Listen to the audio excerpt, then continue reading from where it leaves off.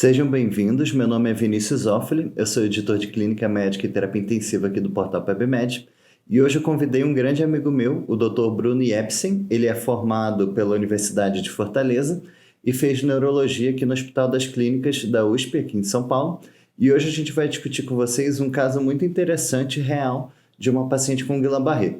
Bem-vindo, Bruno. Como sempre, é uma honra estar aqui para discutir um caso com você. E vamos lá, então.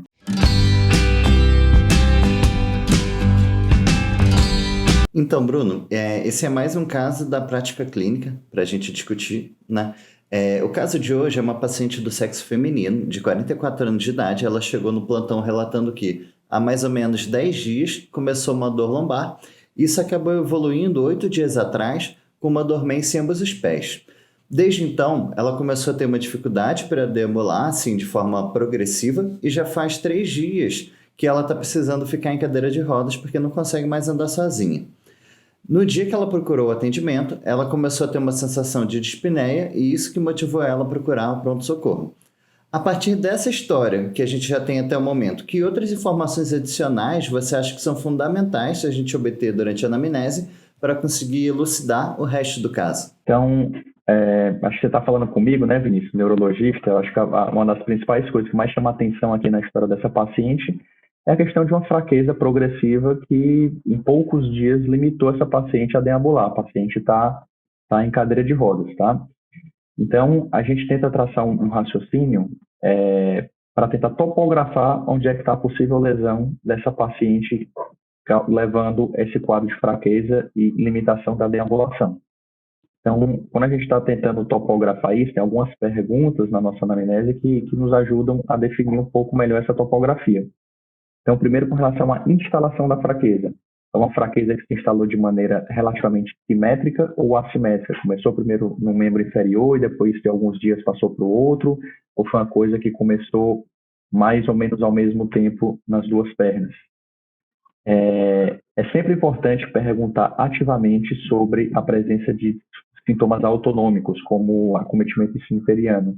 Então, sempre perguntar sobre se essa paciente está conseguindo urinar, está conseguindo defecar, quando foi a última vez que fez isso. Em homens, principalmente em quadros um pouco mais subagudos, a questão de disfunção erétil. Essa paciente falou que teve um quadro de uma dor lombar, mas talvez tentar caracterizar um pouco essa dor lombar. É uma dor lombar que parece algo, características mais mecânica, parece uma dor talvez com componente mais neuropático, radiculopático, aquela dor que irradia, em choque, queimação. Sempre quando a gente está pensando em fraqueza, lembrar daquela fraqueza causada por alguma patologia da junção neuromuscular, como miastenia grave. Então, sempre perguntar de flutuação. Então, é uma fraqueza que está piorando progressivamente, ou a paciente acha que tem algum momento do dia que ela está melhor, ela, por exemplo, acorda bem, ao longo do dia que ela piora, tem dias que ela está bem, tem dias que ela não está, como é que é? Ou se é uma coisa que vem piorando gradativamente. Perguntar sobre algum outro sintoma, algum outro fator que aconteceu nos dias ou semanas que precederam o início dos sintomas. Então, sempre perguntar ativamente, principalmente de quadros infecciosos, vacinações, uso de alguma medicação nova. Outra coisa que eu acho que é importante perguntar também é se essa paciente já teve algum episódio semelhante prévio, ou se essa é a primeira vez que ela tem isso, e se tem algum outro sintoma associado, algum sintoma sistêmico como febre, cefaleia, uma diarreia associada, dor abdominal, lesões cutâneas. Então, acho que isso sempre faz parte da nossa anamnese.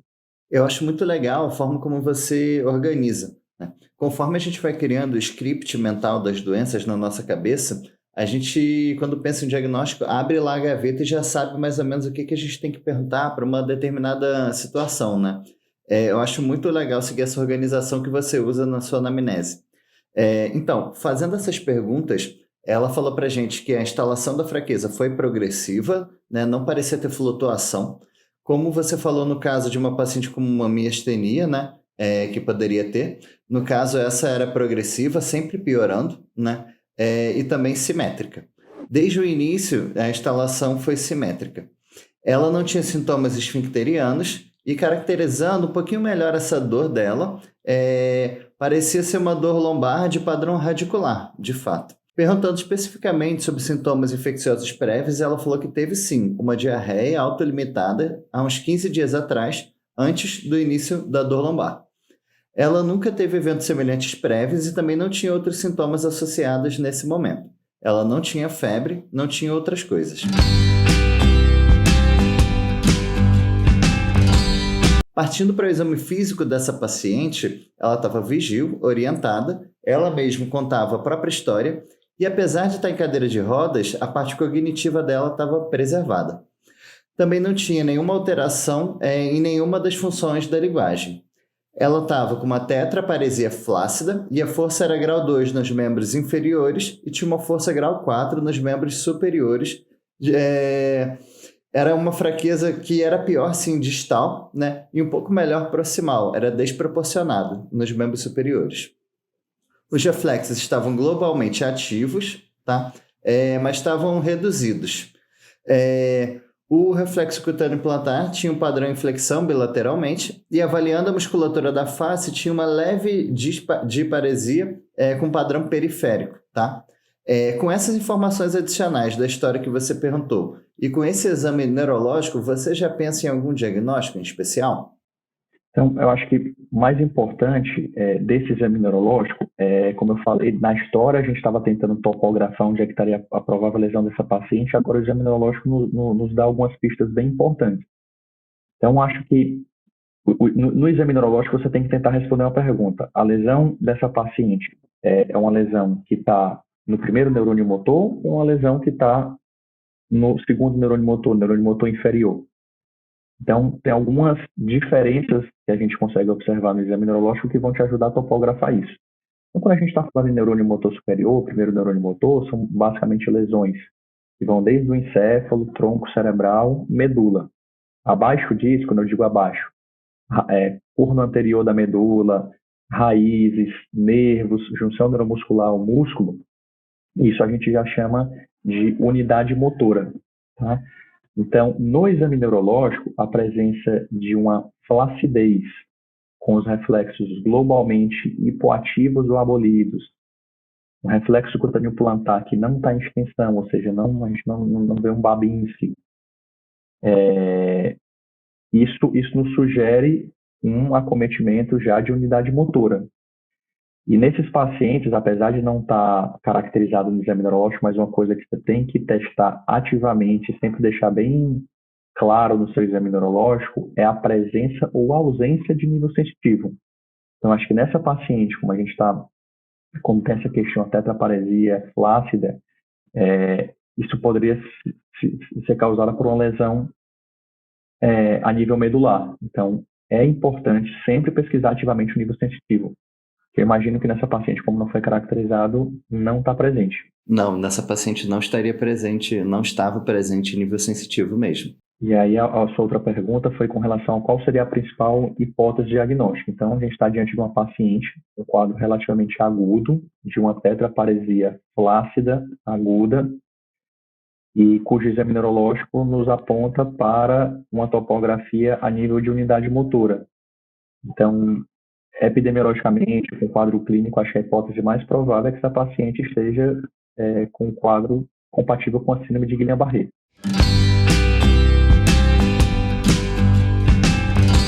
Falando um pouquinho sobre a síndrome de Guillain-Barré, algumas coisas que são importantes, alguns conceitos. Então, primeiro que a síndrome de Guillain-Barré, ele é um termo abrangente, tá, que a gente utiliza para descrever um grupo bastante heterogêneo de patologias que compartilham de algumas características em comum. Então, quais são essas características? Então, são patologias que têm um curso monofásico, têm uma história prévia de um quadro infeccioso, como essa paciente tinha, um quadro de diarreia, e que tem um acometimento de membros e ou nervos cranianos de uma maneira simétrica. Tá? A síndrome de Guillain-Barré é a principal causa de paralisia flácida aguda subaguda no mundo, né, após a erradicação da poliomielite. Como eu falei anteriormente, é um grupo bastante heterogêneo de patologias, com variantes clínicas bem distintas, e que ocorrem por uma causa autoimune, mediada por imunidade humoral, ou seja, com produção de anticorpos, que atacam tanto a mielina ou o axônio dos nervos periféricos. e geralmente ela ocorre de maneira secundária um processo infeccioso prévio, em que ocorre a produção desses autoanticorpos de maneira errônea que vão atacar o axônio ou a mielina desses nervos periféricos. Eu queria... Na maioria dos pacientes, então... Não, pode. Na verdade, eu queria aproveitar, né, que você falou disso, que normalmente os anticorpos se direcionam contra o axônio ou a mielina. Você consegue esclarecer aquela diferença daqueles termos? O que é AMAN, o que é ANSAM, o que é IDP? Perfeito. Então, esses termos AMAN ou a IDP, eles são termos que, na verdade, a gente utiliza para descrever aonde que está a lesão desse paciente. Então, se a produção de autoanticorpos contra a mielina, ou seja, as formas desmielinizantes, como a IDP, ou se a produção desses anticorpos vão ser direcionados contra o próprio axônio dos nervos periféricos, como no caso da AMAN. Tá? Essa diferença ela é importante, porque além isso vai ser uma diferença vista a nível de eletroneuromiografia, ou seja, o estudo eletrofisiológico, mas que tem uma associação importante com a questão de prognóstico e recuperação desses pacientes. Mas, com relação ao quadro clínico, a gente não tem nenhum fator clínico específico que nos consiga diferenciar entre essas formas, essas variantes.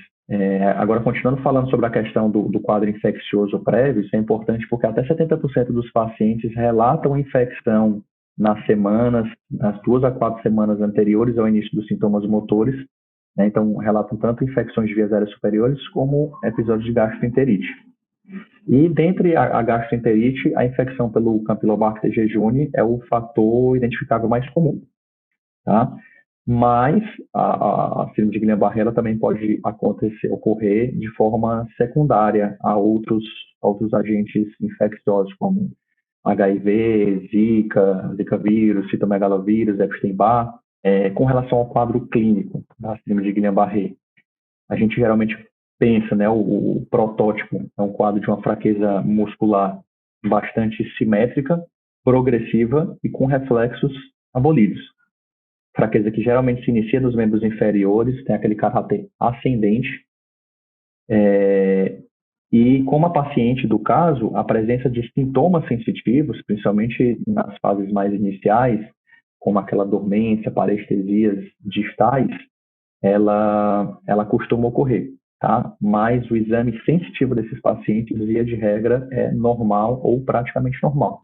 E, como eu mencionei também um pouco antes, a síndrome de Guillain-Barré tem um curso clínico monofásico, ou seja, aqueles pacientes vão piorar e vão atingir um nadir, ou seja, o ponto máximo de piora desses pacientes, que na maioria dos casos costuma acontecer em até 4 semanas, tá?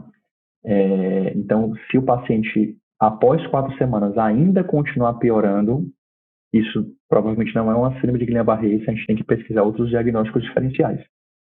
Mas é importante caracterizar isso porque o paciente ele pode atingir o nadir e não se recuperar, ou ter uma recuperação mais lenta. Mas isso é diferente daquele paciente que continua piorando após as 4 semanas. Que aí seria o CIDP em vez do IDP, né? O prognóstico é diferente. Um dos diagnósticos diferenciais, no caso de pacientes com quadro clínico semelhante que continuam piorando após as 4 semanas, de CIDP, que já é uma patologia diferente, já com curso clínico mais crônico, que tem outras etiologias, um tratamento bem diferente. Então, do quadro clínico, além dessa questão da fraqueza de musculatura mais periférica, membros superiores, membros inferiores, a musculatura respiratória também pode estar cometida em até 30% dos pacientes. E, nesse caso, esses pacientes vão precisar de suporte ventilatório. Né? A nossa paciente, no caso, ela já falou que começou com dispneia no dia que procurou pronto-socorro. E o acometimento de musculatura de nervos cranianos também é relativamente comum. Então, a paralisia facial, no caso de paralisia facial, pode ocorrer em até metade desses pacientes, como a nossa paciente tinha também. E outra coisa que chama atenção é a questão dos reflexos abolidos, né? Então, virtualmente, todos os pacientes com síndrome de Guillain-Barré, em algum momento da evolução, vão ter os reflexos abolidos. E a presença dos reflexos presentes ou exaltados na na avaliação inicial é um sinal de alarme para a gente pensar em outra topografia e outras etiologias para, para o diagnóstico desses pacientes. Né? Os sintomas sensitivos, então, sintomas sensitivos são bem comuns, né? Principalmente mais distais, em mãos, em pés, até 80% desses pacientes, mas como eu falei, o exame sensitivo desses pacientes, via de regra, é normal, ou quase normal.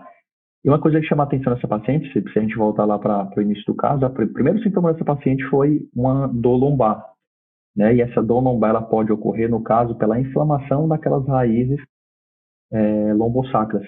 Então, essa seria a justificativa para a dor lombar dessa paciente. Legal.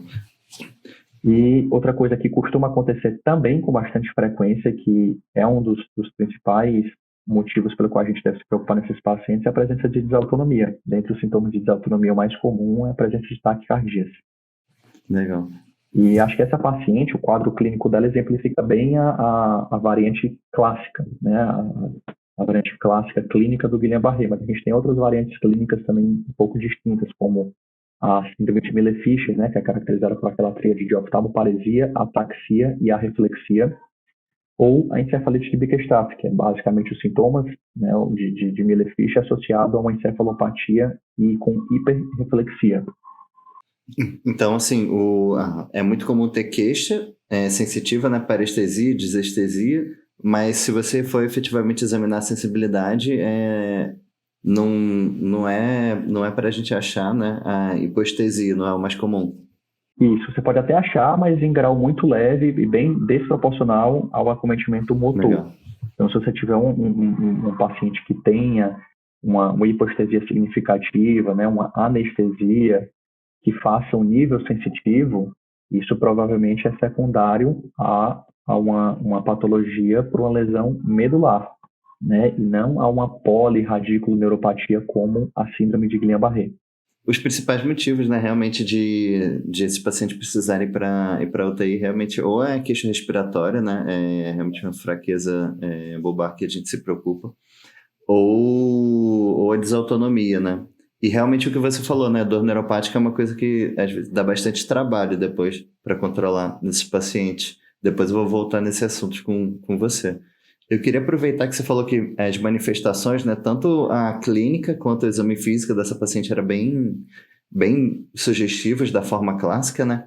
E queria te perguntar, assim, na prática, que exames complementares a gente precisa para poder fechar o diagnóstico, ou se a gente fecharia só pela clínica, e que exames, apesar de não serem fundamentais, eles podem sugerir ou auxiliar no diagnóstico diferencial dessas condições que você comentou. Eu acho que o mais importante é que não tem nenhum exame complementar que seja necessário ou fundamental para a gente dar o diagnóstico de síndrome de Guillain-Barré. Ou seja, eu não preciso de nenhum exame complementar para iniciar o tratamento desses pacientes. Tá? Os exames complementares eles vão ajudar a aumentar a certeza diagnóstica e vão ser úteis principalmente para afastar outros possíveis diagnósticos diferenciais.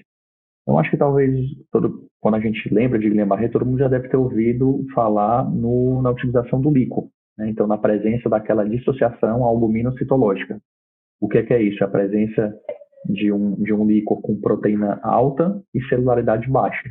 E por que isso acontece? Basicamente por quebra de barreira secundária àquela inflamação das raízes que estão saindo da medula. Agora, uma coisa que é interessante é que essa dissociação albumino-citológica, ela não acontece em todos os pacientes e ela costuma acontecer em fases mais tardias. Ou seja, a gente só vai encontrar isso em menos da metade dos pacientes que a gente faz no primeiro dia dos sintomas. Enquanto a gente vai encontrar essa dissociação em mais de 75% dos casos se esse exame for feito após 3 semanas do início dos sintomas. Normalmente a proteína, a gente diz que ela está aumentada a níveis moderados, ou seja, entre 45, que geralmente é o limite superior na maioria dos laboratórios, até próximo de 200. Mas claro que se tiver mais aumentado do que isso, 500, 600, isso não fala contra. E a celularidade, via de regra, é baixa. Não necessariamente ela é sempre baixa. O mais comum é que tenha menos do que 5 células, que é considerado o normal na maioria dos laboratórios. Tá? Mas a gente pode encontrar, sim, uma pleocitose leve. Quando eu falo leve, é entre 5 e 50 células. Isso pode acontecer em até 10 a 15% desses pacientes. Via de regra, eu não tenho nenhum paciente que tenha uma pleocitose acima de 50 células. Então, se eu estou diante de um paciente que tem um quadro clínico compatível, mas eu faço um líquido que tem mais do que 50 células, seja uma pleocitose mais importante, eu tenho que ir atrás de outros diagnósticos diferenciais possíveis, como, por exemplo, a infecção concomitante pelo HIV, doença de Lyme, para quem acredita aqui no Brasil, coridose, infecção por citomegalovírus, carcinomatose meningia, que é um diagnóstico diferencial importante também. Tá? Outro exame que talvez que pode nos ajudar é a eletroneuromiografia. Né? A eletroneuromiografia ela vai ser fundamental até para diferenciar o padrão eletrofisiológico de qual vai ser a variante. Então, é uma variante, uma IDP, uma forma desmielinizante aguda, é uma AMAN, é uma AMSTAN. Então, isso são formas opcionais. Então, isso é importante tanto para dar o diagnóstico como pela questão de prognóstico desses pacientes. Mas a eletroneuromiografia, ela é um exame que ela não se altera nos primeiros dias. Então, via de regra, a gente diz que esse exame ele só vai começar a se alterar após 2 a 3 semanas do início dos sintomas motores do paciente. Então, por isso que não é um exame de urgência que eu vou fazer com o paciente ainda no pronto-socorro, ainda na sala de emergência. Então, geralmente é um exame que a gente acaba fazendo, na maioria das vezes, até depois que o paciente já termina o tratamento específico. Legal. Outros exames agora talvez menos disponíveis e menos utilizados na prática clínica é a presença dos anticorpos. Então, tem um anticorpo específico, que é o anti-GQ1B, que ele é um exame que ele está bem associado com aquelas variantes atípicas, como principalmente o caso de Miller-Fish ou a encefalite de Bickerstaff, mas que, via de regra, ele é negativo nas outras variantes, como a variante clássica. E outro exame complementar que pode ser útil nesses casos é a ressonância magnética de coluna, tá? Porque quase todos esses pacientes, eventualmente 100% desses pacientes, vão ter espessamento e realce daquelas raízes nervosas intraotecais da caldequina, né? Que são compatíveis com aquele componente de polirradículo neuropatia que a gente vê no Guillain-Barré. Mas eu diria que talvez a principal utilidade da ressonância seria em afastar diagnósticos diferenciais, como uma mielopatia extensa, que poderia ser um dos diagnósticos diferenciais. Muito legal, muito legal. Isso é muito legal para a gente entender a limitação de cada um dos exames, né? Porque, principalmente no líquor, né? Como você falou, que a gente mais faz, assim, imediatamente quando esse paciente chega no pronto-socorro e entender que o principal vai ser a apresentação clínica e não... Importante a gente não retardar, né, o início do tratamento desses pacientes em função de um líquor que não tem tanta dissociação, né? E assim como lembrar dos diagnósticos diferenciais, né? Achei muito legal. Aproveitando que eu falei, né, dessa parte, né, do tratamento, você pegou um paciente que tinha uma apresentação clínica típica, imagina que no seu caso até o líquor era sugestivo, né? Mas assim, sem tanta hiperproteinorraquia, né? Como é que você começaria o tratamento desses pacientes?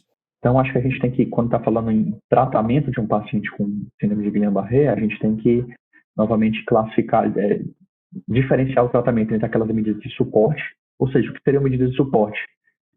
Avaliar esse paciente, principalmente no momento inicial que ele chega ao seu hospital, quanto à necessidade de suporte ventilatório. Isso é extremamente importante. Onde é que você vai conduzir esse paciente? É um paciente que você vai tratar na enfermaria? É um paciente que vai ser tratado no ACM? É um paciente que vai precisar de UTI? Então, avaliar a necessidade de suporte ventilatório, até 30% desses pacientes podem precisar disso, e avaliar a presença de desautonomia. Né? Então, lembrar que pacientes que fazem muita taquicardia, tem muita labilidade pressórica, esses pacientes devem ser conduzidos em ambiente de terapia intensiva. O manejo da dor, né, como eu falei, até 80% desses pacientes têm dor de padrão neuropático, que muitas vezes é o sintoma que mais incomoda o paciente, mais até mesmo do que a paresia. Então, o manejo da dor é extremamente importante, né? Lembrar que na fase aguda da dor neuropática, o tratamento com analgésico simples e opioides pode ser uma boa alternativa, mas enquanto você faz o aumento daquelas medicações mais específicas, como gabapentina, pregabalina, tá? Lembrar de não deixar esse paciente usando opioide para o tratamento de dor neuropática crônica, porque isso não é algo bom. Legal. Isso, E isso é a, bem legal você ter comentado nisso, né? Normalmente a gente pega um paciente com uma dor muito importante, o pessoal já pensa em, vou dar morfina, mas esse paciente especificamente com uma dor neuropática é até um paciente que, mesmo sendo uma dor intensa, talvez eu preferisse até um tramadol pela sua ação em dor neuropática, né? No pronto-socorro.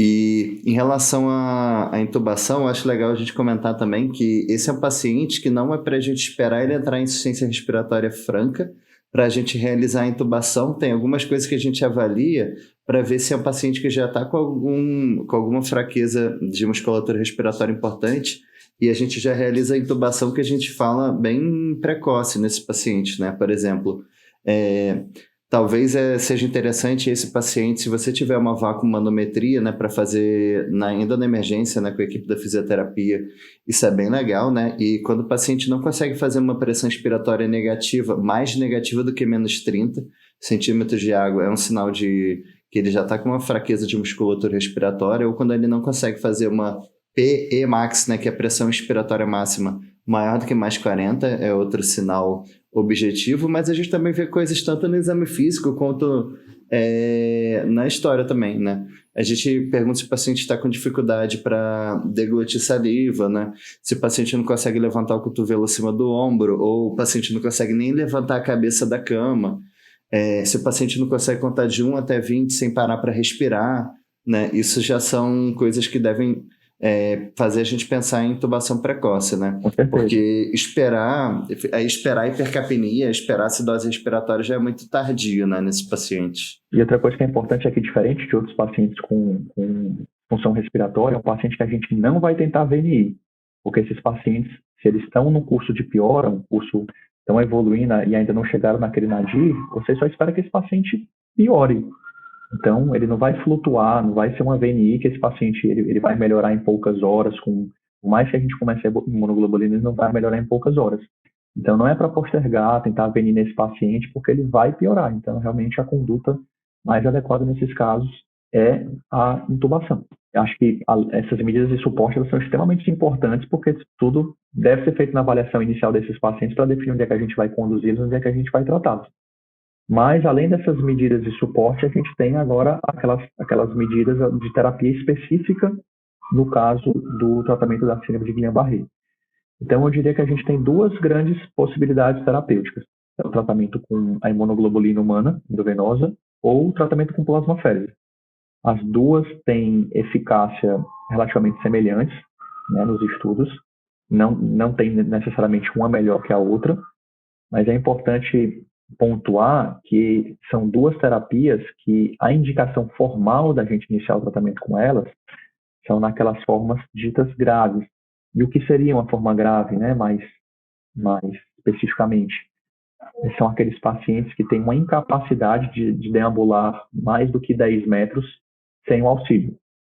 Então, aquele paciente que você coloca para caminhar e ele precisa se apoiar nas paredes ou precisa de alguém ajudando, são pacientes que têm a indicação formal de começar o tratamento. Claro que na prática clínica, se o paciente chegou na fase um pouco mais precoce, ainda consegue deambular, mas ele te fala, ó, não está no meu normal, você está vendo que não é o normal, a gente acaba sendo um pouco mais permissivo, mas indicação formal de bula, de livro, de tudo, é essa daí. E agora falando um pouco mais sobre doses, né? Então, a dose total da imunoglobulina que a gente utiliza é de 2 gramas por quilo de dose total, que a gente geralmente divide isso em 5 dias de tratamento. Ou seja, vai dar mais ou menos 400 miligramas quilo dia por 5 dias. E a plasmaférese, geralmente, a gente faz entre 4 e 5 sessões em dias alternados. E aí, o tipo de medicação, o tipo de terapia que você vai utilizar varia bastante da onde você está, qual a disponibilidade do seu serviço, qual a experiência do seu serviço. E essas medicações, os efeitos que a gente espera, de você abreviar o início da recuperação desses pacientes, reduz o tempo que esses pacientes precisam para iniciar a deambular sem auxílio quando comparados com placebo, diminui sequelas em 1 ano e diminui tempo de ventilação mecânica naqueles que precisam. Mas é importante ressaltar que são terapias que nos estudos não mostraram uma redução na mortalidade quando comparada com o placebo. E a gente sabe que a maior efetividade dessas terapias são quando são iniciadas em fases mais precoces, ou seja, menos do que 7 dias do início dos sintomas. Mas essa paciente, apesar de já ter chegado talvez no D10, é uma paciente que sim, que a gente vai tratar também. Legal. E reabilitação, né? E reabilitação. Que vai ser... Reabilitação, a gente começa o mais precoce possível, né? Esses pacientes, eles acabam que vão depois para casa ainda com reabilitação. Isso é o que ajuda bastante. Essa nossa paciente acabou sendo admitida na UTI, né, em função tanto da desautonomia quanto da necessidade de vigilância respiratória, né? Ela tinha dispneia.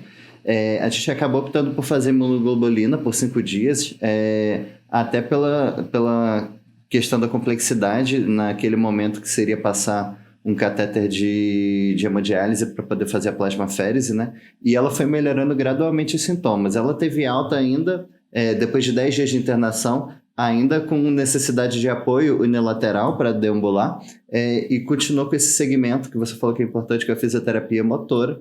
E ela foi seguida ambulatorialmente, e depois de 3 meses ela voltou deambulando sem a necessidade de apoio, né? Teve uma recuperação muito boa.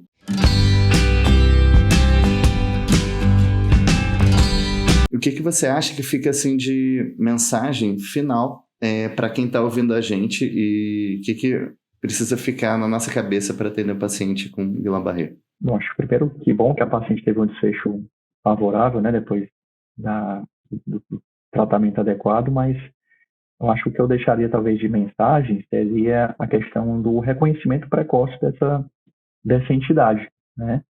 Porque lembrar que se o reconhecimento não é feito de maneira mais precoce, o tratamento é retardado ou muitas vezes não feito, esses pacientes vão ter um desfecho funcional pior. Né? Via de regra, o conceito é que a síndrome de Guillain-Barré tem um curso monofásico e tem uma recuperação boa.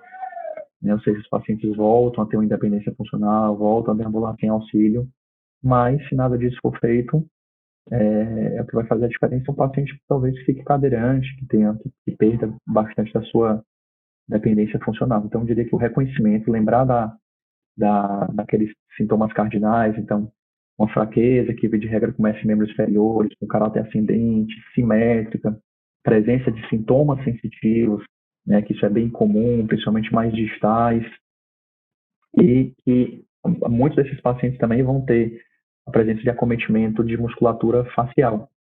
Então, e sempre questionar ativamente aqueles antecedentes, né? Então, você sempre vai, na maioria das vezes, você vai encontrar um antecedente de uma infecção de vias aéreas superiores, um quadro de gastroenterite, algumas poucas semanas antecedendo o início dos sintomas.